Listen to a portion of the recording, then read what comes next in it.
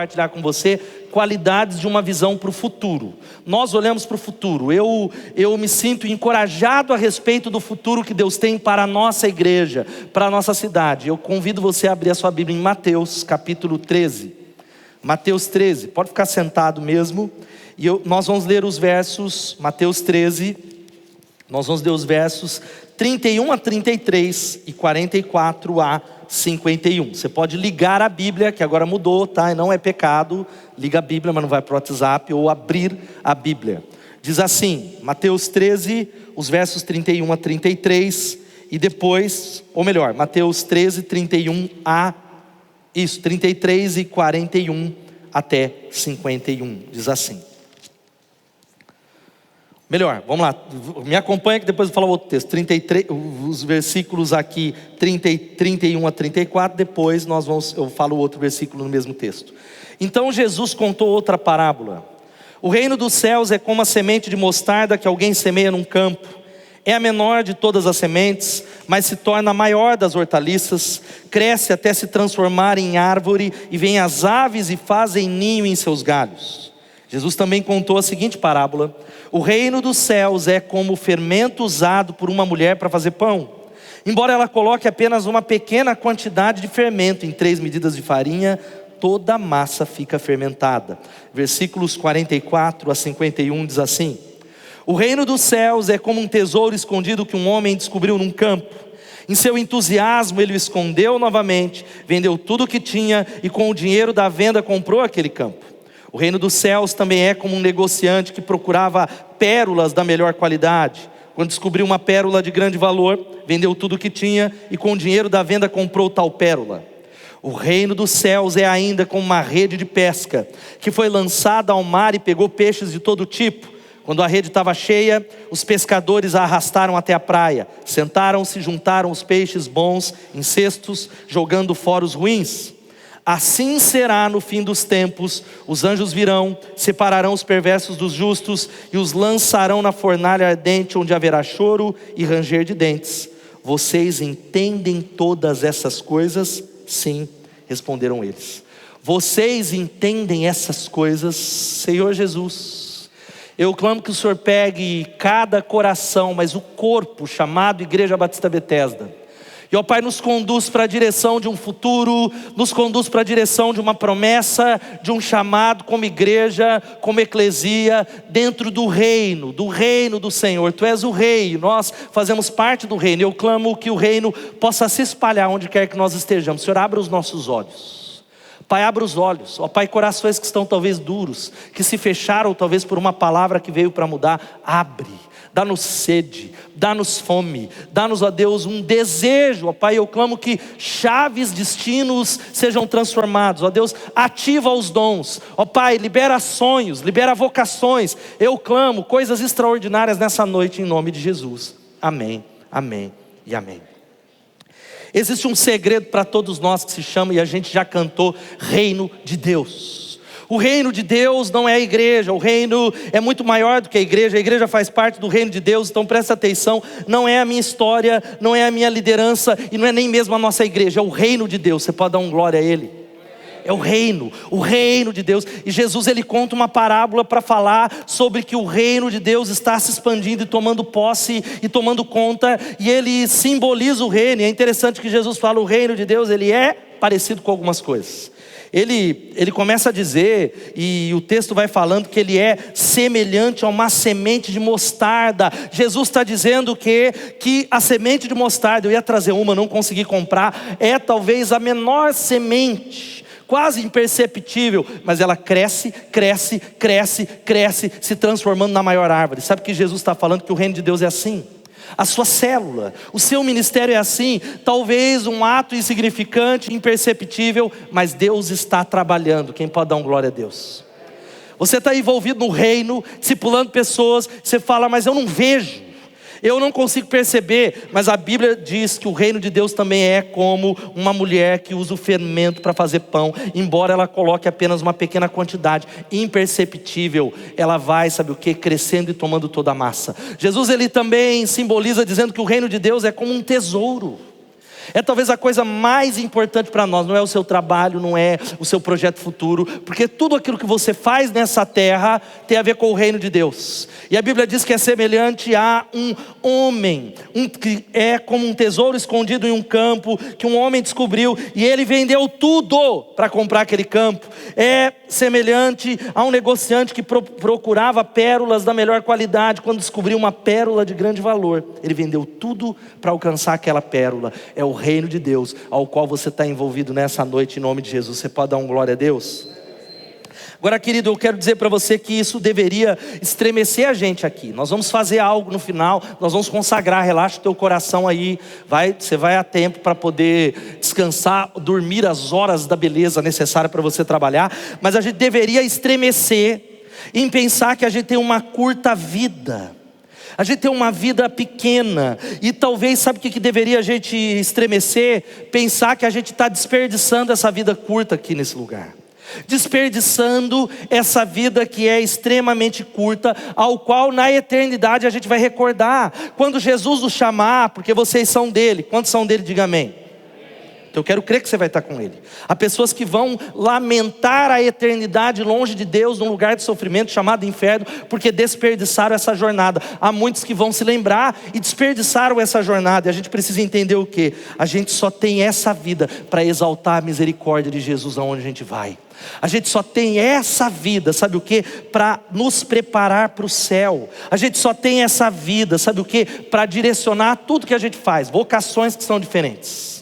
Você pode ser um médico, você pode ser um empreendedor, você pode ser um pastor, você pode ser um músico, você pode ser um enfermeiro, você pode ser, não sei, um professor. Mas a gente só tem essa vida para direcionar tudo isso, para fazer todos os talentos e todo o dinheiro para uma coisa, para aliviar o sofrimento das pessoas e dizer assim: Deus receba a glória, Deus receba a glória nessa terra, Deus receba a glória por toda a eternidade. Então Deus está chamando você para uma nova dimensão. Deus está chamando a gente para avaliar e ter a ver com pensar, para um novo entendimento. Deus chamou você para sair do lugar comum nessa noite e andar com Ele por onde você for. Quem pode dar um glória a Deus? Isso muda tudo. Amanhã, ao levantar no seu emprego muito chato, você se levanta e vai com Ele, convida Ele para trabalhar e diz: eu quero resplandecer a glória do Senhor aqui. Ao ir para a sua aula online, eu quero resplandecer, usa a minha vida. Eu estou nessa grande conspiração do reino que é maior do que eu. Agora veja só, essa oportunidade, por isso que nós convocamos os líderes, é única, que é fazer parte de um movimento. Não é só de uma igreja, é fazer parte de um movimento. Diga movimento. Diga assim: eu faço parte de um movimento e não de um monumento. Talvez o meu maior medo, e eu posso usar a palavra medo, talvez a minha maior incomodação é que a igreja ao qual eu pastoreio, a vocação que Deus deu na minha mão, se transforme num monumento. E monumento é talvez igrejas aos quais eu fiz parte, igreja de Jesus, que pregava a Bíblia, que cantava de Jesus, mas que estava parada, era um monumento parado, reproduzindo a mesma coisa há 30 anos. Deus nos chamou para sermos um movimento, uma igreja em movimento no nome de Jesus. Agora veja só, a decisão é o seguinte: Deus chamou você para multiplicar o reino de Deus, fazer discípulos. Louvado seja o nome dele. Deus chamou você, não importa se você é um líder, se você chegou aqui porque o seu líder de célula te convidou, se você é dele, se você é discípulo, Ele te chamou para multiplicar e gerar discípulos. Dá um glória a Deus. Ele chamou você para isso. Isso é o mais importante, ser um formador de discípulo. Então a palavra-chave da minha palavra é essa, que é esses valores, ou é essas qualidades da visão para o futuro. Termos como Igreja Batista Bethesda. E quando eu falo termos, não é só o pastor. Pensamento de multiplicação. Diga: pensamento de multiplicação. Sabe o que nós queremos? Mas intencionalmente é multiplicar tudo que a gente faz na igreja. É olhar para esses músicos, Paulo e Greta, nós vamos multiplicar os músicos, nós vamos multiplicar as vocações, as canções, é multiplicar as pessoas que trabalham no multimídia, é multiplicar os líderes de célula, é multiplicar os que trabalham com crianças, é multiplicar as pessoas que nós vamos ganhar, é multiplicar casamentos abençoados, é multiplicar empresas bem-sucedidas, é multiplicação, é a palavra. Nós queremos na Igreja Batista Bethesda reproduzir tudo aquilo que a gente faz. Quantos estão entendendo? Digam glória a Deus. É reproduzir homens de verdade. Quantos são homens de verdade? Fala: eu sou. Ainda bem que não está gravando. Quantos são homens de verdade? Diga eu sou. Pessoal, vamos orar depois pelos homens. Fala assim, eu sou. Vamos falar, quantos são homens de verdade? Diga eu sou. Irmãs, daqui a pouco, não desconecta da palavra, coloque as mãos aqui no fígado do seu marido e ora, fala, Jesus, tem misericórdia desse homem. Está parecendo um gatinho, não um leão. Agora veja só, nós queremos reproduzir mulheres de verdade, jovens cheios do poder de Deus. Agora como é que nós vamos fazer? Entendendo que a missão cristã do evangelismo é a única razão da gente estar na terra. No céu nós vamos cantar, vai ter ministério de louvor lá, viu? Aí você vai decidir se é bar, vai tocar tudo lá, bateria. A única coisa que nós não podemos fazer aqui é evangelizar. Tarefa ao qual a Bíblia diz que os anjos queriam fazer isso.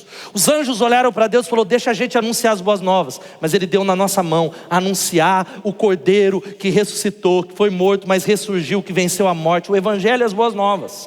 Essa é a tarefa. João Calvino, ele diz que o Evangelho não cai das nuvens como chuva por acidente, mas é levado pelas mãos dos homens para onde Deus enviou. O Evangelho tem que ser levado lá no seu trabalho.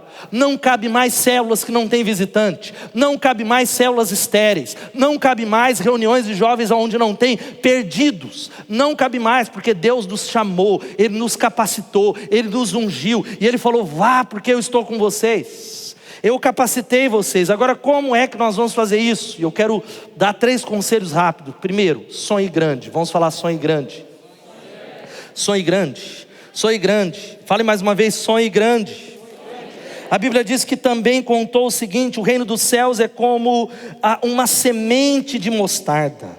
Ele é semelhante que é a menor de todas as sementes, mas se torna a maior das hortaliças, se torna a maior das árvores, cresce até se transformar numa árvore que todas as aves vêm e fazem ninho nos seus galhos. Jesus chamou os discípulos e falou assim para eles, eu não quero que vocês pensem em termos de Mário Dedini, eu não quero que vocês pensem em termos de Alvorada, eu não quero que vocês pensem em termos de Balbo, de Santa Terezinha, de Centro, de Bosque do Lenheiro. Eu não quero que vocês olhem para Jerusalém, mas recebereis poder ao descer sobre vós o Espírito Santo, e vocês serão testemunhos, sabe em quê? Em Jerusalém, em Samaria, em toda a Judéia e até os confins da terra. Quem está entendendo? Jesus falou, olhe o mundo, olhe as cidades. Olhe além do seu umbigo, olhe que aquele pequeno que você faz se completa no todo que é o reino de Deus. E Ele está falando, eu vou fazer de vocês pescadores de homens. Ele está chamando a igreja, o menor dos nossos crentes, as nossas crianças, a olhar para uma escala global em nome de Jesus, para olhar para as nações. Quem pode dar um glória a Deus? Agora sabe qual que é o problema? A gente fica tão preso a nosso contra-cheque, ao nosso... como é o nome que a gente tira lá, eu estou tão ruim, o extrato bancário. A gente fica tão preocupado com as nossas feridas que a gente se esquece da grandeza de Deus que nós cantamos aqui. Nós nos esquecemos da grandeza de Deus. Como as águas cobrem o mar, a terra vai ser cheia da glória do Senhor. Você crê nisso, gente? De verdade? Você crê? Nós esquecemos. A gente fica em casa, não vem para o culto, porque eu trabalhei o dia inteiro. Caça-sapo, irmão, desculpa usar a expressão. Vai lamber sabão, vai se arrepender. Está na hora da gente tomar uma posição e vir pela fé, irmão. Não é assim, não, eu estou cansado, mas eu vou, não importa. Eu vou, cadê o restante? Cadê o povo? Cadê os líderes daqui? É simples. Aí, pastor, é fácil falar, não é simples assim. Porque a Bíblia diz que quando eu já estou crucificado com Cristo e vivo, não mais eu, mas Cristo vive em mim. A partir do momento que eu entreguei a minha vida a Jesus de verdade, eu morri para a minha vontade, eu morri para mim mesmo, eu vendi e entreguei a minha vida nas mãos dele. Agora veja só, por que nós precisamos sonhar? Porque sonhos, presta atenção, sempre nos impulsionam para ir em frente. Dá um glória a Deus.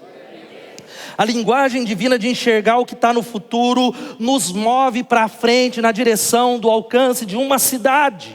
É por isso, mas pastor, está tão ruim a minha célula, o povo só falta, o povo não veio, o povo não convida, o povo fala mal, o povo não segue a minha liderança. Sonha grande em nome de Jesus. Acredita naquilo que Deus pode fazer lá. Acredita, veja só que o que a gente precisa guardar. E eu vou levar uma palavra, vou gravar para os líderes que não puderam estar aqui. Todo mundo tem seu álibi, né?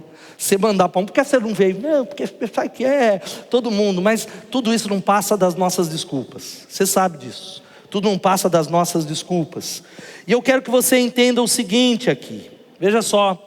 Essa é uma palavra que quando você está cuidando de coisas pequenas, quantos são voluntários na igreja ou líderes de células? Levanta a mão.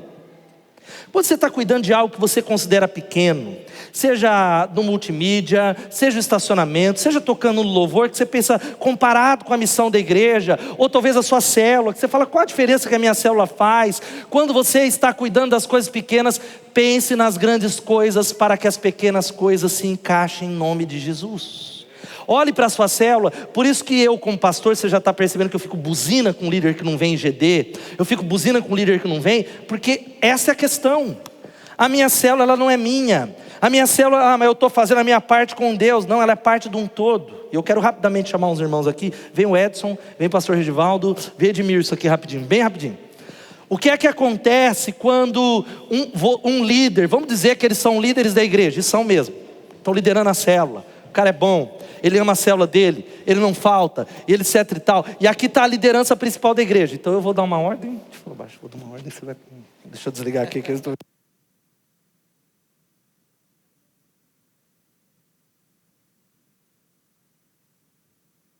Está amarrado, lá. E aí eu estou aqui, vem para cá, vamos gente, GD, vem para o GD, vem para cá.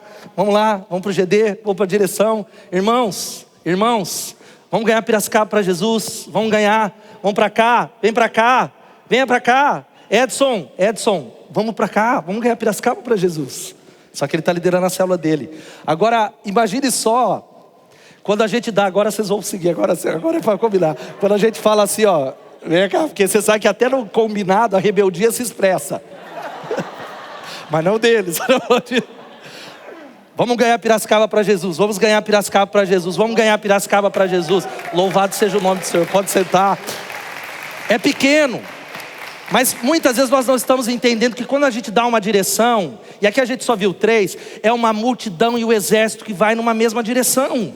É um exército indo atacando o inferno. E muitas vezes nós estamos o quê? Sabotando a visão maior, porque nós estamos olhando para aquilo que está na nossa mão que é pequeno.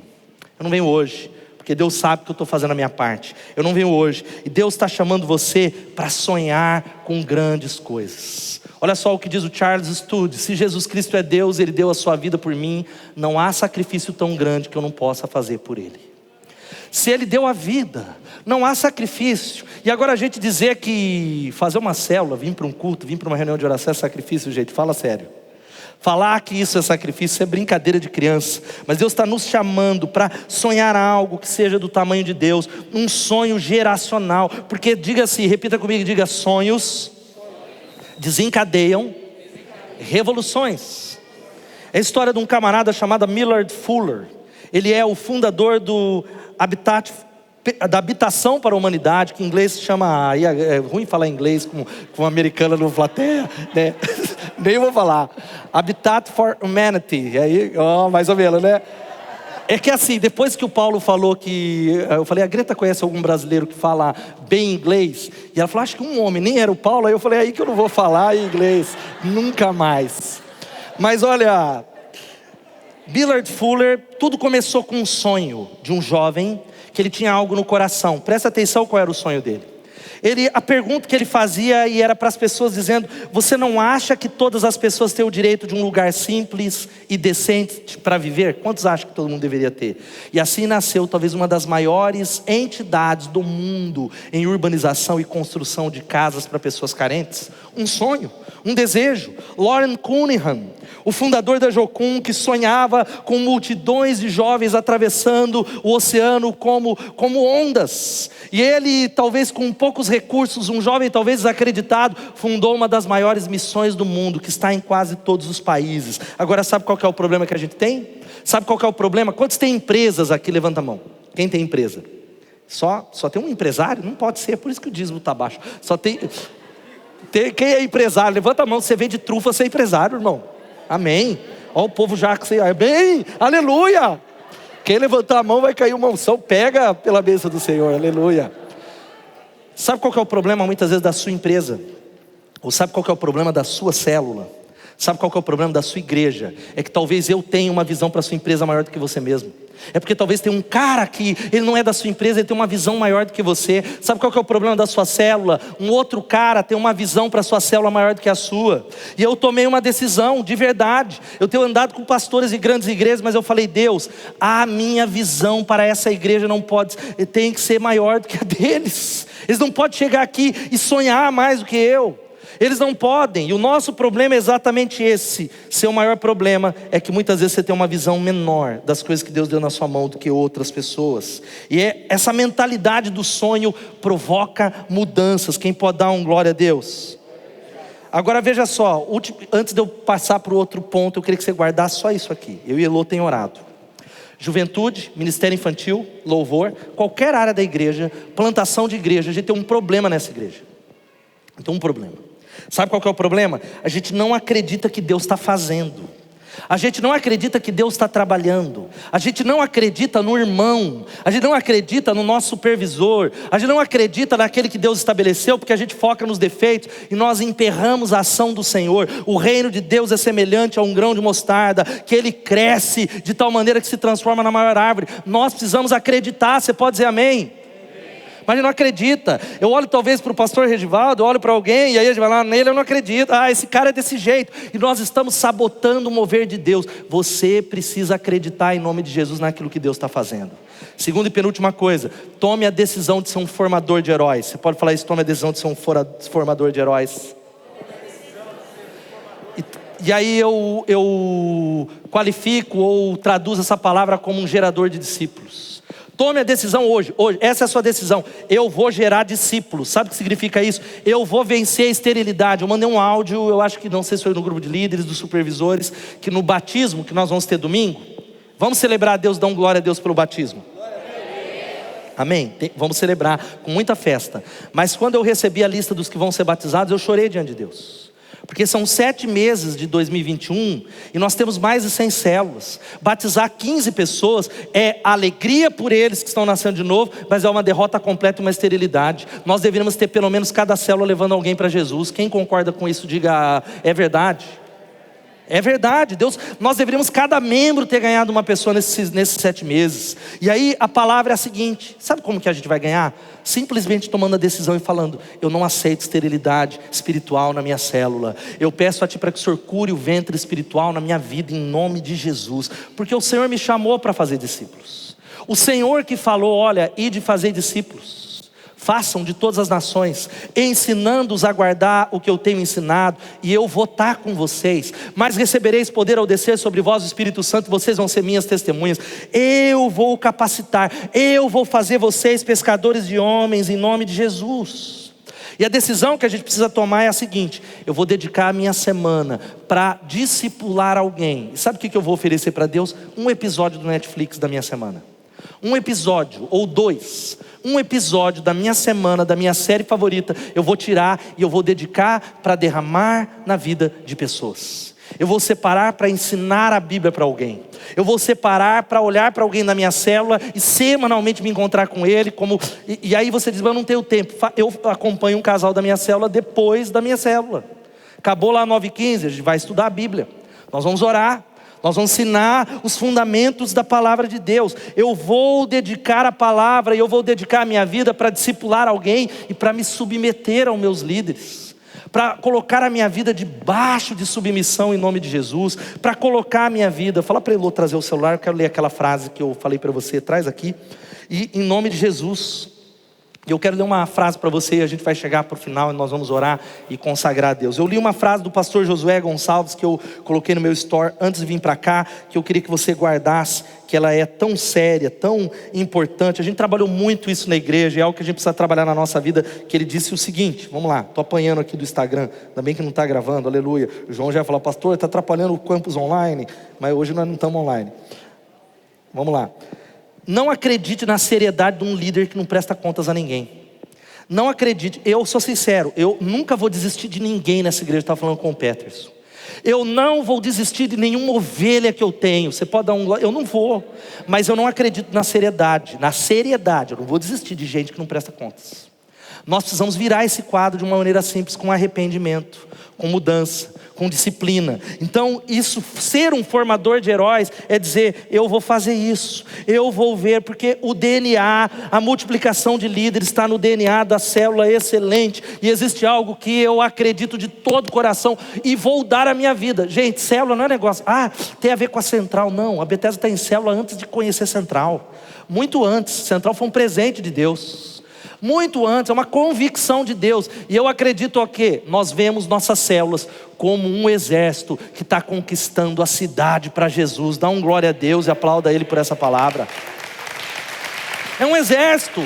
Agora, sabe por quê? Que louvado seja Deus. E aí você, supervisor, vai fazer uma ligação para quem não veio. O cara não pode, por isso, do tempo eu vim. Nós somos um exército. A vida está passando, as pessoas estão morrendo sem Jesus. E aí, antes do último ponto, Paulo vai subir primeiro aqui. Há uma palavra de William McRaven, um almirante do exército americano, num discurso lá na Universidade do Texas. Ele falou o seguinte, tem a ver com a sua célula, líder.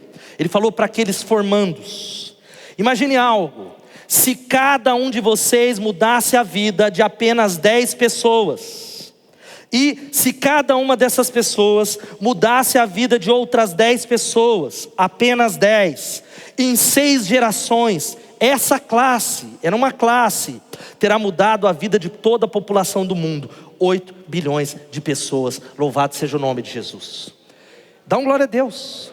Ele falou para uma classe de 30, de 40, nós somos uma igreja que tem mais de 100 líderes. E a célula é exatamente isso. Se nós dedicarmos a mudar a vida apenas de 10 pessoas, e se cada uma dessas pessoas mudar a vida de outras 10 só, não é o mundo, não é a África, não é a Oceania, em 6 gerações, o mundo todo vai ser alcançado para Jesus, louvado seja o nome dele. Essa é a tarefa do discipulado. Todos os dias no templo, de casa em casa, a gente não vai deixar de ensinar que Jesus é o Cristo. A última coisa, você vai pegar agora o seu guardanapo. Diga, eis-me assim, eis-me assim. Você vai pegar assim, eis-me aqui, até passado aqui.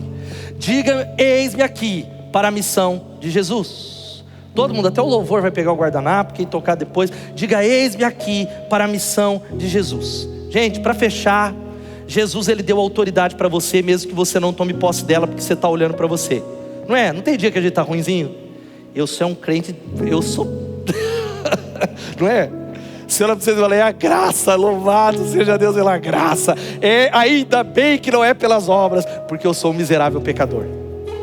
Estou sempre abaixo da média. Mas sabe qual é a boa nova?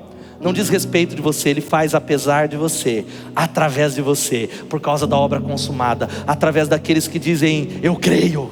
Senhor, transforma de dentro para fora, faz. Eu creio, enche-me com o Espírito Santo. E a boa nova é que Ele deu autoridade para você, Edson. Ele deu autoridade para você, deu autoridade para você, Peterson, deu autoridade para você, Paulo Rodrigues. Ele deu para nós. Por quê? Pergunta para Ele. Por que Ele pegou um monte de gente, tudo bagunçada, e deu a vida dele? Ele deu autoridade, Ele deu autoridade para você. Diga assim, Jesus me deu a autoridade.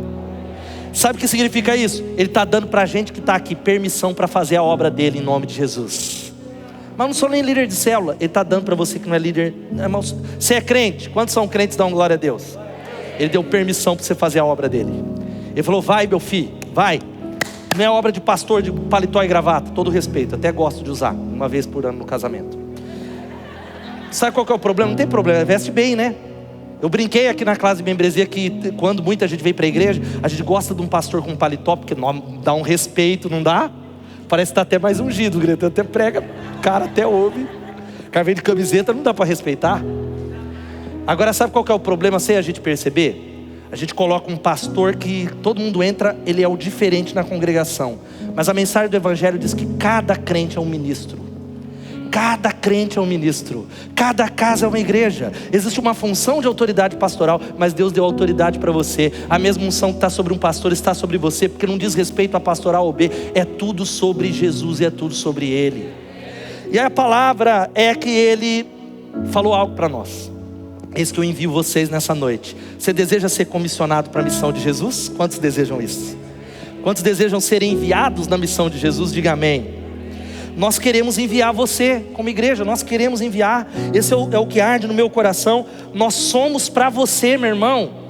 somos para você, nós estamos atrás de você e você tem a nossa bênção. Saia e cumpra a sua missão em nome de Jesus, lá na escola amanhã, lá na empresa onde você está, lá talvez atrás de um chão de fábrica, lá talvez limpando uma casa, lá talvez como estudante. Vai cumprir a missão na autoridade de Jesus, porque eu não quero mais nessa igreja, eu quero ver muita gente sim. Eu estou olhando para aquele lugar lá ainda, estou olhando, irmãos, e vi ele cheio. Louvado seja, eu vi, pastor, eu vejo. Vocês têm que acreditar, irmãos, é sério. Só que eu não quero ficar contando traseiro e dinheiro. Nós temos 1000 pessoas. Não, nós queremos contar quem a gente vai enviar. Eu quero contar líderes em nome de Jesus. Eu quero e creio que nós vamos ter um culto com 1000 líderes e células em nome de Jesus. Nós vamos ter um culto com líderes que estão sendo enviados. E eu fecho, a banda já pode subir aqui. Me lembro de uma palavra de um grande pastor para a igreja na Índia. Se você não conhece o retrato do segundo país mais populoso do mundo, que tem 33 milhões de deuses, experimenta falar de Jesus. Ele, Jesus quem é? Nós temos 33 milhões. Na Índia, os crentes ficam constantemente com medo, por conta de algo, perseguição, martírio, igrejas são queimadas, eles perdem a vida. Vários documentos do governo. E por isso que quando fala que o Brasil tem perseguição, eu dou risada, irmãos. A igreja está perseguida. Eu falo, lógico, uma série de coisas. Mas não tem perseguição no Brasil, gente. Para de ouvir essa ladainha. Mas pode virar uma perseguição. Aí eu vou chegar onde é que está a igreja na Índia. Eles descrevem a igreja como inimigos da nação. É a frase mais comum que você vê lá no Instagram, nas redes sociais. E aí, um dos grandes líderes do movimento de plantação de igreja chegou para o Vijayesh Lal, diretor da Evangélica Fellowship na Índia, quando expressou essa preocupação e falou, o que a gente pode fazer por vocês? O que nós podemos fazer pelos nossos irmãos? Ele respondeu o seguinte: não ore para que a perseguição pare, porque ela está fazendo a missão de Jesus avançar. Em vez disso, ore para que a gente tenha coragem de resistir. Louvado seja o nome do Senhor. Amém? Aí nós não vai vir num culto de quarta-feira porque, não deu para eu vir. Fala sério. Não vou vir no culto porque eu estava com dor de cabeça. Não vim no culto porque hoje. Não. A visão de Deus deve ser levar você aonde Deus quer levar você e fazer aquilo que só Ele pode fazer. Quanto nós precisamos guardar aqui que evangelização é a tarefa perpétua da igreja. Não é passatempo para alguns. Nós vamos evangelizar. Esses 6 meses será os 6 meses mais frutíferos da história dessa igreja. Eu profetizo e eu creio das células em nome de Jesus. Eu creio nisso. Veja só, a evangelização deve ser uma atitude que permeia tudo que a gente faz. E aí agora você vai usar o guardanapo e é o nosso encerramento nesse culto. Meu apelo para vocês, eu queria ter mais gente aqui. Não gravei, não me arrependo. Deus quer derramar sobre aqueles que estão aqui. De que um sonho grande, um sonho de formar heróis é assim. O Mark Batterson, ele diz que, por definição, um sonho do tamanho de Deus está além da nossa capacidade, além dos nossos recursos. A menos que Deus faça, nada poderá ser feito. E é precisamente assim que Deus recebe a glória. Deus honra grandes sonhos, porque grandes sonhos honram a Deus. Louvado seja o nome de Jesus. Sabe qual que é o problema nosso? Quando é que vai multiplicar a sua célula? Daqui 15 meses. Nós estamos contando com a gente não sonha do tamanho de Deus. Até onde? Quantas pessoas você vai alcançar? E a gente vai fazer algo terminando esse culto e ministrando. Você vai pegar esse guardanapo agora, que está aí na sua mão, uma caneta, é sério. E eu quero que você faça algo espiritual, que eu aprendi com um pastor, eu fiz há muito tempo atrás. Esse guardanapo não tem nada santo no guardanapo, não tem unção. Teve gente que achou que eu ia curar o Covid nessa noite com o guardanapo, não tem nada disso. Teve um irmão que falou, você vai vender o guardanapo ungido para levantar uma oferta. Não tem nada disso. É só um guardanapo que é simbólico, porque é um lugar que a gente toma café. Você vai fazer o seguinte: você vai pegar uma caneta, e a única coisa que tem de especial nesse momento é entre você e Deus agora. É entre vocês e Deus agora. É entre você e o Espírito Santo agora. Talvez você vai se ajoelhar, depois nós vamos cantar. Você vai parar e vai escrever o seguinte. Vai pensar e escrever quais são os seus sonhos ministeriais, quais são os seus sonhos. Talvez você é um líder de célula e pensa no futuro quais são os seus sonhos. Mas antes de escrever ele aí, você vai pensar o seguinte: eu posso realizar esse sonho por meio da minha liderança?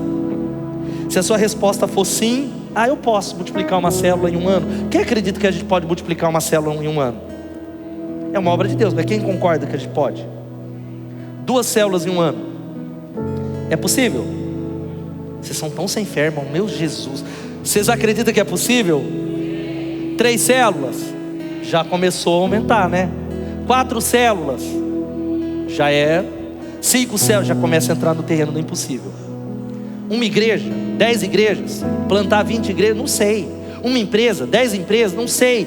E aí você vai colocar algo. Se você não tem um sonho que torna você dependente de Deus, que se você falar, não, eu preciso passar muito tempo em oração, você precisa ter um sonho do tamanho dele. Seu sonho precisa ser maior nessa noite. Você vai escrever aí em nome de Jesus. E aí você vai colocar. Eu coloquei aqui os meus sonhos. Não vou falar ainda para vocês.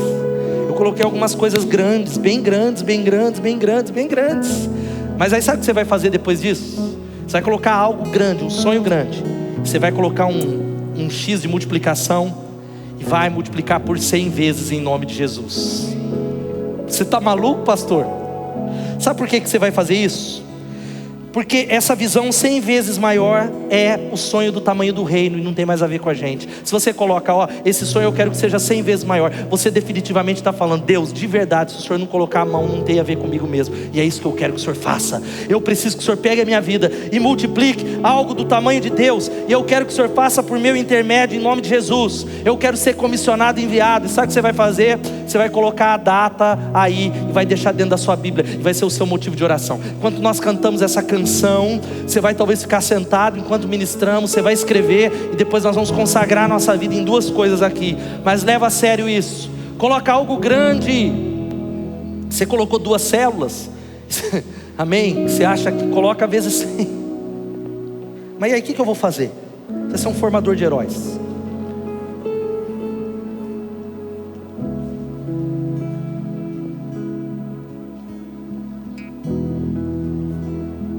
Aleluia. Eu posso falar o meu sonho. Eu coloquei, Deus, meu sonho é ver 1000 líderes de célula. Isso pode aumentar 200 igrejas nos próximos anos. E aí quando Deus falou, multiplica por 100, eu falei, ixi, agora é só uma coisa do Espírito Santo. São 100.000 líderes, 100.000 células, 20.000 igrejas e 20.000 pastores. Como é que eu faço isso? Não tem como. Como é que a Bethesda faz isso? Não tem a ver com a gente mais isso. Tem a ver com uma rede. Eu queria que você pensasse, esse é o meu sonho. Agora você vai colocar o seu e nós vamos começar a cantar. E nós vamos daqui a pouco, 2 coisas, consagrar ao Senhor. Comece a adorar ao Senhor. Vai adorando ao Senhor. E sabe o que eu vou pedir para você aqui, enquanto você faz isso? Eu vou fazer 2 apelos aqui já, você sentado. O primeiro, você vai consagrar esse sonho e dizer, Deus, tem nem jeito de eu fazer não. Dou conta não. Mas eu estou querendo sonhar do tamanho de Deus faz através de mim. Mas o segundo desafio, sabe qual é? E nós vamos encher esse altar no distanciamento. Põe a máscara. Se você quer ser enviado, você diz, eu quero ser comissionado. Talvez você nem é líder ainda de célula, mas você fala, eu sinto que Deus quer me usar para algo grande. Eu nem sei ainda, mas eu estou dizendo, envia-me. Quero ser enviado. Ou tem gente que sente um chamado para o ministério pastoral. Algo nem aconteceu na sua vida, você não está nem na caminhada da liderança, mas você diz, eu quero ser enviado, eu quero receber uma oração, por plantação de igreja, por um ministério que Deus colocou no meu coração. Quando nós cantarmos, depois de você terminar, você vai vir consagrar e vir aqui à frente, a gente vai terminar esse culto. Vamos clamar ao Espírito Santo se render. Aleluia, vai escrevendo. Depois você pode se ajoelhar, pode começar a vir à frente, mas começa a orar. Leva a sério isso, meu irmão. Leva a sério como eu levei isso a sério. Marca, assina, coloca a data, mas começa a adorar a Ele em nome de Jesus.